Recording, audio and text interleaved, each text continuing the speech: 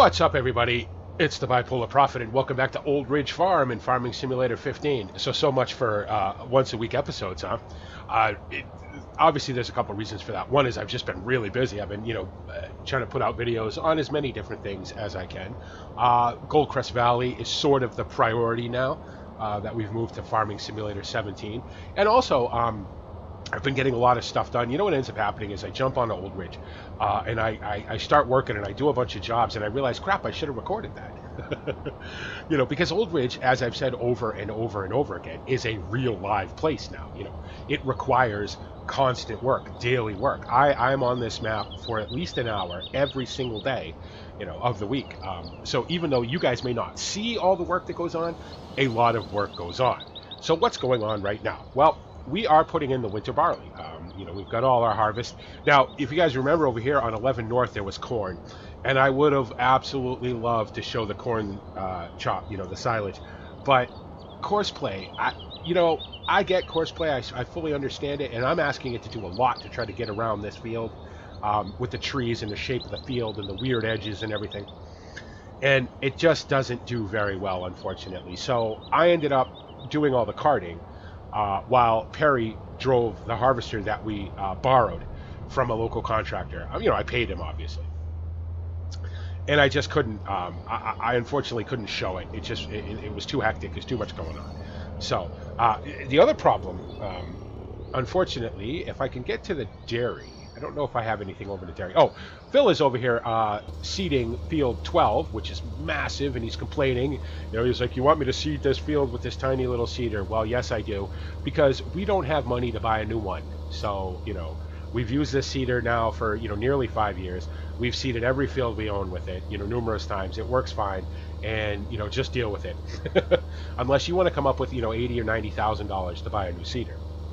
Which he said nothing to. So, okay, well, then I guess it's on me to buy a new seeder, and we don't have money for that. So, do I really not have a tractor to dairy? Well, you know what we can do? We can jump out and run over. The corn silage, the maize silage, was not fantastic. Now, granted, that's not a huge field, and I knew that going in. I knew that we weren't going to get, clamps and clamps full, but I was hoping to get more than this. This is about, I think it's a little bit more than half of the clamp, I think. We'll take a look here. It's about half. Obviously, this is going to take a while to ferment yet, so it's not that much. It makes me very glad that I decided to do all those silage bales. Because hopefully that will get us through the winter. Obviously the herd is not getting any smaller. We are currently up to 253 milking cows. Now you see, by only bringing the milk to the cob every 3 days, you see we have 181,000 liters of milk, and the milk won't go until about 7 o'clock tomorrow morning. So you would think, wow, BP, you must be making a ton of money. Well, not really. Not at, 7 pence per liter, right? Still costing me money to produce milk. But at some point, that's going to change. It's got to change. It's got to. And if it doesn't, then I'm going to have to make some drastic steps about what I do next. Obviously, this loan needs to be paid off. And we're paying it off slowly. But, if I have to, I don't know, open an ice cream stand, open a yogurt stand, make cheese, whatever I have to do, So what needs to happen now is we need to go over and spray these fields because, at least this field. I've been going around behind Phil and spraying the fields that he's been seeding. Because even though the nutrient levels are quite good, the soil is very dry. So there's a lot of nitrogen, there's a lot of PK. We put a little liquid lime on this field a couple of days ago before we actually tilled it and everything. So I didn't want to put powdered lime and work it in because then I could, the pH levels could go all wonky on me because they weren't awful, but I'd like to get them a little closer to ideal. So we decided to do liquid lime. That'll absorb into the soil over the winter. Obviously, this barley is going to, it'll emerge, it'll sprout, and then it'll go dormant for the winter and sit there until about May, when it grows up fully and we can harvest it and then get the spring, the summer crops in, for fall harvest. So we've been spraying a lot of water. I also need to go down and fill this tractor up with fuel, of course, because, tractors need fuel, and the fuel costs are just killing me. The fall and the spring is really when we use, and harvest, obviously, is when we use the most fuel. So there's very little I can do about it. This tractor has done a ton of plowing, a ton of heavy tillage, so it is sort of what it is. let's get this opened up, and we'll get some water sprayed on this field. You can see the soil pH is moderately acidic, which is okay. You know, I'm all right with that. I'm okay when it's sort of that far on the other end, because I can bring it back, you know, without doing anything too drastic. It's when it's real close that it gets real tricky to do anything with, that you have to worry about, you know, going from, say, moderately acidic or slightly acidic, which is the real tricky one, to, you know, fully alkaline, which is bad as well. Okay, let's see. Let's get this set up. Let's get some work width set up. Let's turn off some offset. Let's get, yes, I'd like to go up and down the field in a straight line, please. We'll get that going, and get that going, and get that going. There we go.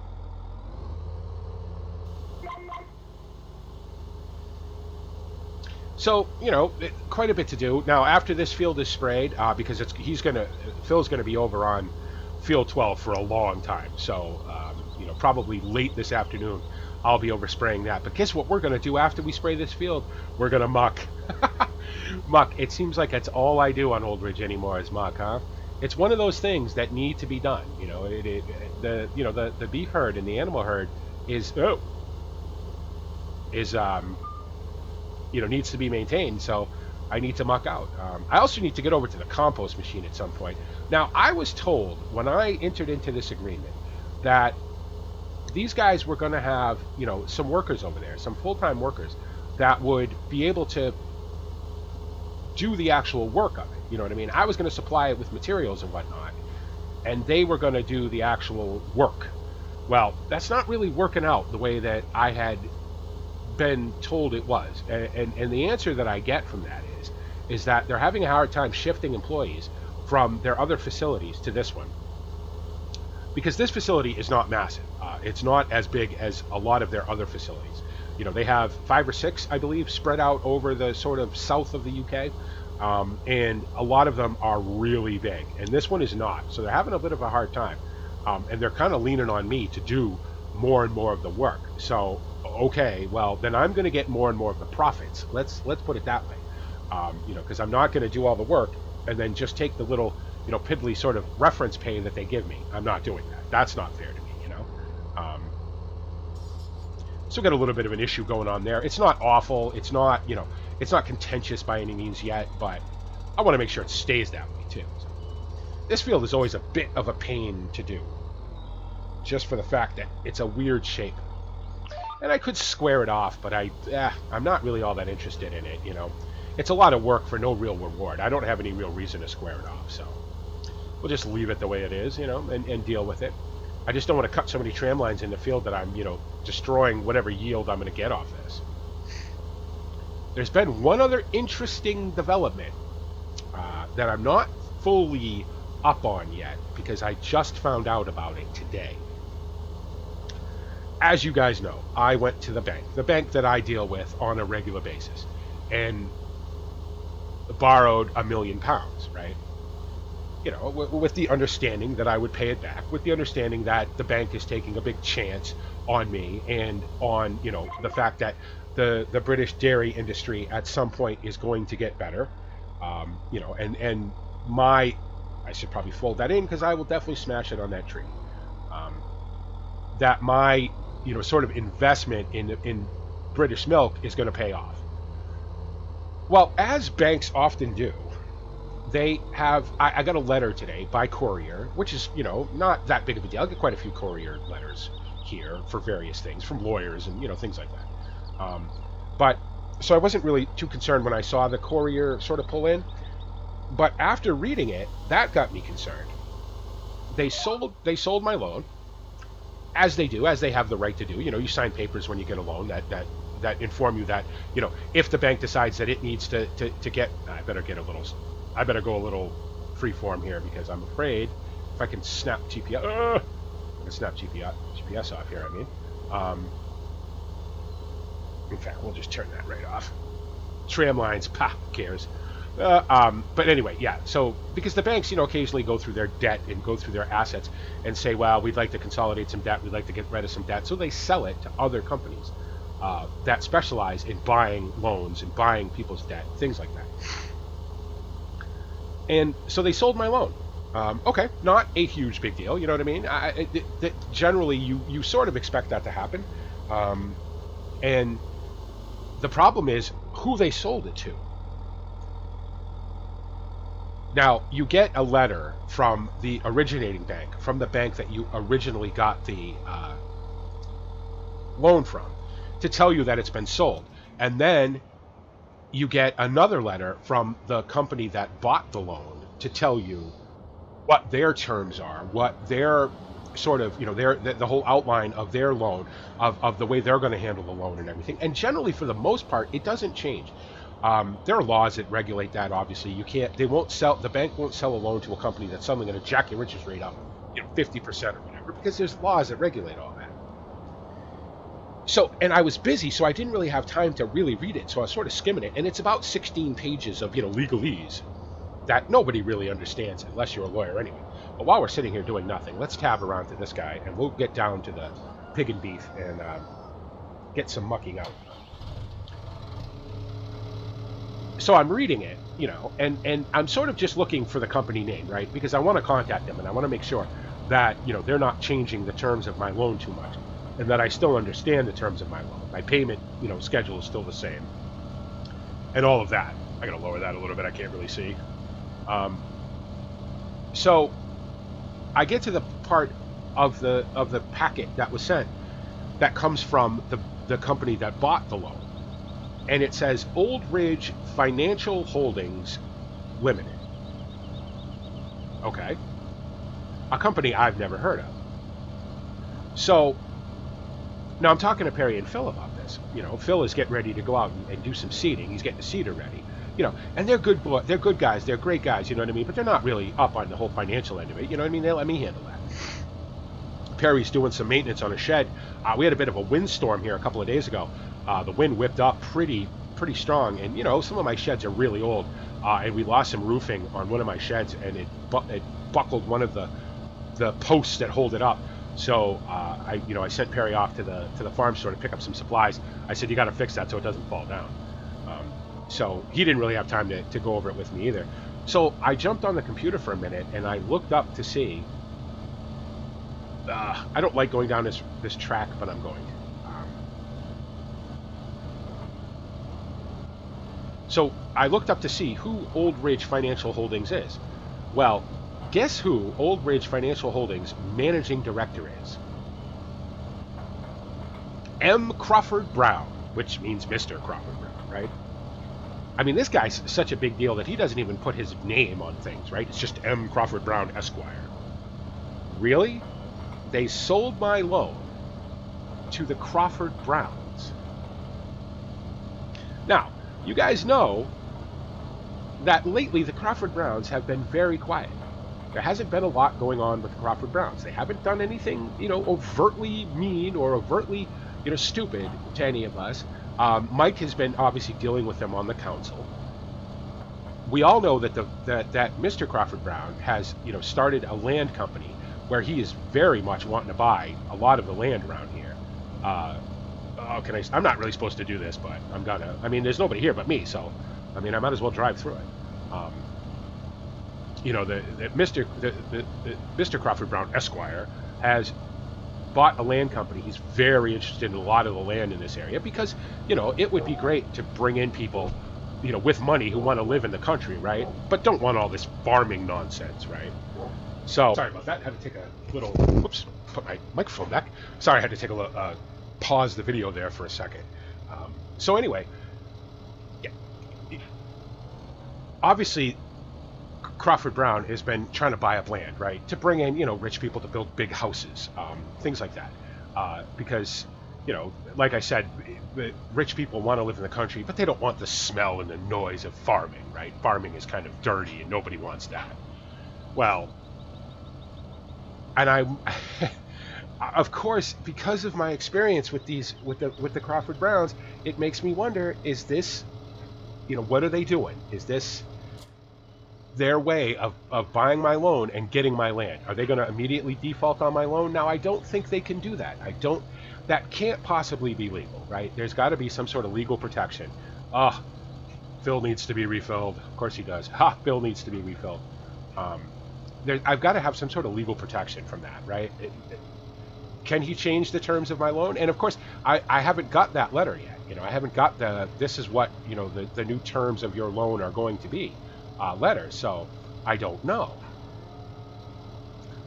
But it makes me very, very nervous. He can raise my interest rate a certain amount.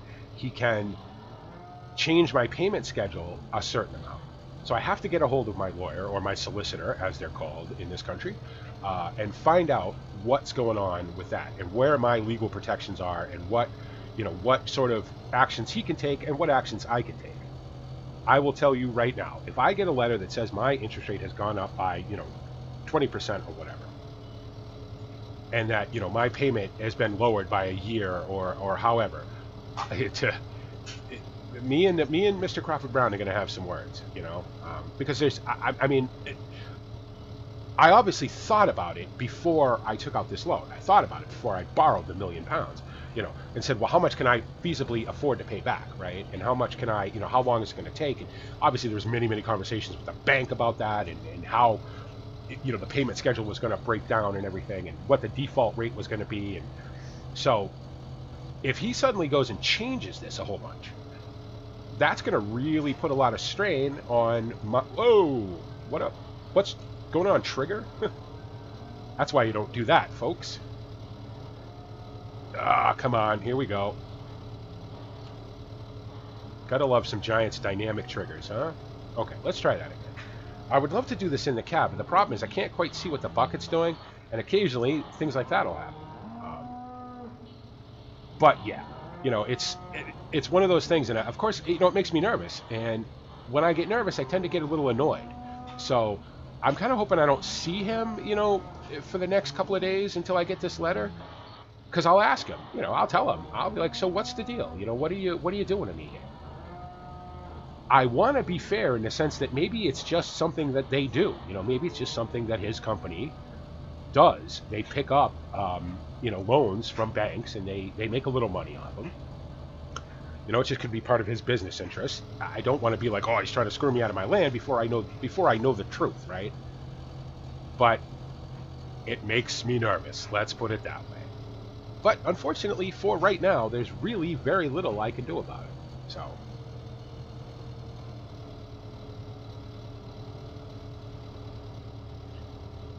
Mucking out, right?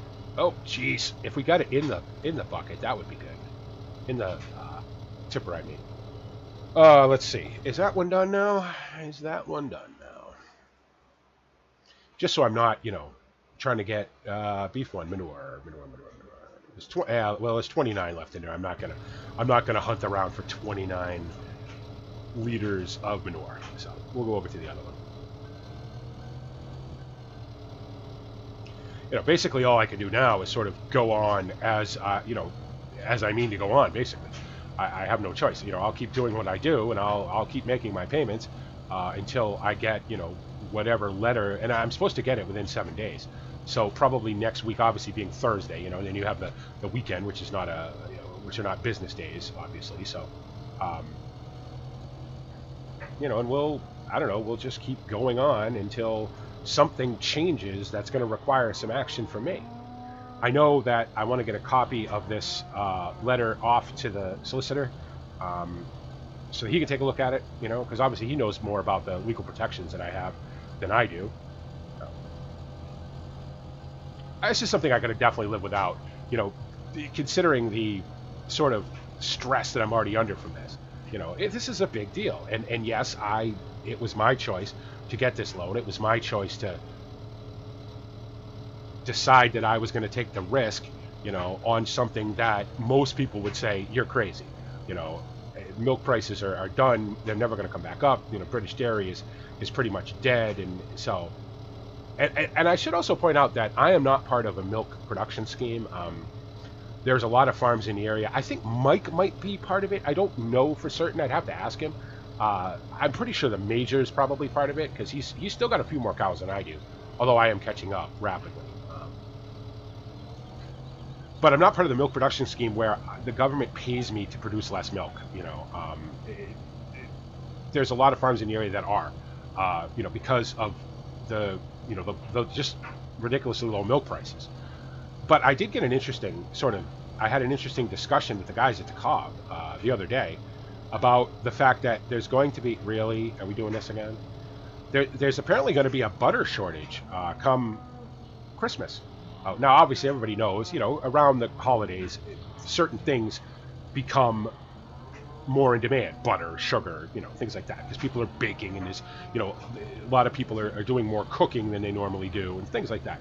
So apparently there's going to be a butter shortage because of the fact that milk producers are producing less milk because they're just not getting paid to produce it, right? You're not making any money off of milk. It's costing you money, so why produce more? And basically why that's happening is because milk producers, dairies, are not giving their cows the extra stuff, the supplements, the minerals, the soy, things like that will help a cow produce more milk. Well, I'm still doing that because I'm not in a production scheme where the government is paying me to produce less milk. I'm producing just as much milk as I ever did. But I may, at some point, especially if this loan thing kind of goes south on me, and it suddenly costs me a lot more money for this loan than it would have originally, I may have to stop that as well. At some point over the winter, I'm going to run out of something. I'm going to get real low on silage. Maybe I keep the cows on the grass silage or as long as possible and take them off the maize silage. You know what I mean? Maize silage is a little bit better production-wise than grass silage. Grass makes healthier cows, maize makes more milk, right? So if I keep them off the maize silage for as long as possible till I absolutely have to use it, I'll just naturally produce less milk. So I don't know. It never used to be this hard to be a farmer. You would do your processes, you would plant your crops, you would feed your animals, you would sell the milk. Now there's so many factors to think about. Oh geez, do I give my cows millage nuts this week, or do I not? Do I give them soy this week, or do I not? How much milk did I produce last week, and how much did it cost me to produce it? How much money did I lose? Do I go and produce even less milk this week? Do I produce more milk? Milk prices are 6 pence a liter on Wednesday. They're 8 pence a liter on Friday. So on Wednesday afternoon and Thursday and Friday morning, I'm going to give my cows this so that they produce a little bit more milk. I mean, it is, the amount of charts and things that I have to keep now compared to how it used to be is just absolutely crazy. Luckily, it's a little easier with the beef, with the beef and the pigs, because beef prices have not, even though beef consumption in the UK is down a little bit, not down as much as it is in America, according to my American friends. It's down a little bit, but not a whole bunch. So we, oh, geez, Disco, I'm in the middle of making a video, man. Yes, I want whatever it is you're going to release early, but I can't do it right this second. I'm sorry. But yeah, so the beef cattle are not as sort of difficult to take care of. Feed them, clean them, sell them for the money you can get and be done with it.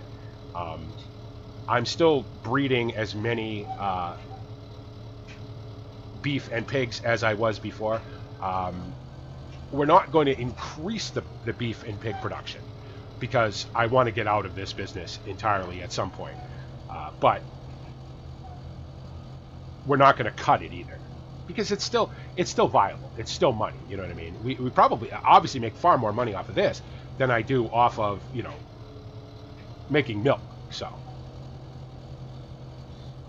okay, I'd say that's probably enough. I need to get over and refill. Fill. It just sounds funny every time I say it. How about I just drive into the building? Yeah, that'll be good. Because we're not still paying for this, JCB or anything, too. Oh, that's the other thing. We're coming to the end of the year, so it'll be time to do all the books, all the Look at all the payments, look at all the insurances, look at all the permits. Make sure everything we have is up to date and current, and and fits our current needs. This is a busy time. Not even so much for the actual farming, but for all the other stuff that you have to do. Oh, that's probably not even going in there, is it? No, it is. Not quite full yet. That's good. That's good. That means I can maybe get the other pen mucked out. Maybe. I might be able to just fit it in there. That's one problem about doing it this way, is not having it hooked up to a tractor and not knowing exactly how much is in there, but that's okay. I know the compost people were hooting about wanting some manure. Said they're getting low on it over there, so okay. I have the luxury now of being able to bring it to them, because I have the whole winter to sort of store it up for my needs come spring, for the fields that I'll muck and plow, which is going to be all of them. All right, this is looking pretty full. So let's see, can we get it maybe over here to balance out this load a little bit.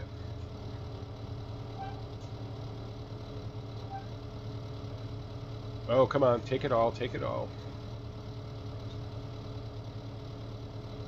Ah, just full. Okay. Well, you know what I'm going to do? I'm going to call this an episode. I'm going to say that's going to be this episode. Again, not a whole lot of excitement, right? But it's Old Ridge, and I'll turn that off for now. It's Old Ridge, and these are, it's going to be a day-to-day thing. This is stuff that needs to be done. I need to muck, I need to spray, need to get winter crops in. I need to worry about the Crawford Browns in this loan now. So hopefully you guys enjoy this. We'll try to be more regular. You guys will actually see this probably on Monday, or maybe Tuesday. I'm not sure yet. Today being Saturday when I'm recording it. Maybe I'll even put it up tomorrow. Why not? Nope, I have a video for tomorrow, so it'll definitely be Monday. Sorry. I'll try to be more regular with them because I know everybody enjoys the Old Ridge series. I know I still do. And I'm going to keep doing it. And it's just that simple. So thanks for coming, guys. Thanks for watching. Thanks for liking and commenting. If you're new to the channel and you saw Farming Simulator 15 and you're like, well, why is this guy still playing Farm Sim 15? This is why. It's a real life living place with real live living people, that have things that go on in their lives, regardless of whether I'm here or not. It's just an amazingly fun series that I don't ever want to stop doing. But if you liked it, make sure you click the like button. If you're new to the channel, make sure you click the subscribe button. It helps me and the channel out a whole bunch, and it helps you be notified of when I make a video, which is pretty much every day. Also, make sure to check me out on all the social media links that are in the description of every video. We've got a great community going on here at Bipolar Profit Gaming. We're all friends. Make sure to check out everybody on the Monkey Show approved list, my featured channels on the main YouTube page. They're all great friends of mine. They all make great content. And they're all worth a like and a subscription on all their videos. And as always, guys, thanks so much for being my friends. Thanks for hanging out with me. Thanks for, just validating what I do. It means everything in the world to me. You guys are the reason I do this. You're the reason it's fun, and you're the reason it'll continue to be fun far into the future. And this is the Bipolar Prophet saying, see you later.